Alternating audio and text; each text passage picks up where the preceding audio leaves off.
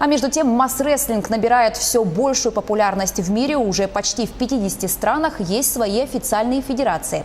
Рассказать об этой большой интернациональной семье должен документальный фильм, над которым сейчас идет работа. Его героями стали спортсмены из разных континентов, которых объединило якутское национальное состязание. Сегодня мы расскажем об одной из героинь. Это американка Николь Хайм. Я заметил здесь самодельную доску для масс-рестлинга, вы только поглядите. Да, та самая доска, что мы сделали в подвале. Итак, я вижу, ты тренируешься здесь самостоятельно. С кем ты практикуешься в стенах этого зала? Со мной тренируются еще 2 девчонки. Одна из них Эмбер. Она сейчас где-то в этом зале занимается своими делами.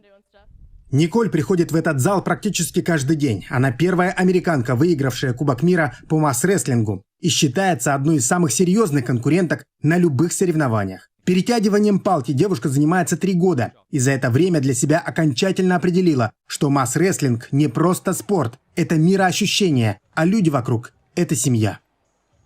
Масс-рестлинг научил нас уважать соперников. Да, мы состязаемся, но вот мы уже жмем руки друг другу, потому что понимаем, что мы в этом спорте надолго. Время связало нас, так как иначе просто быть не могло. Николь не переставала заниматься масс-рестлингом даже в самые сложные для себя периоды. Несколько лет назад ей поставили диагноз «рак». Но это не уменьшило ее желание бороться не только за свою жизнь, но и за победы на помосте. Например, за неделю до начала венгерского этапа Кубка мира в 2017 году она все еще проходила химиотерапию.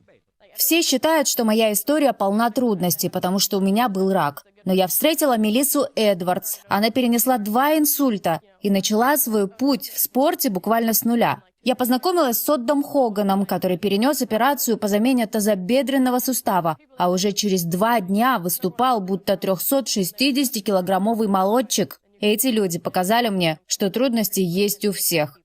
Тогда в Венгрии она выиграла бронзу, но для нее и ее команды это была настоящая победа. Когда международная команда энтузиастов решила снимать фильм о масс-рестлинге, никто и не сомневался, что в нем должна быть история Николь.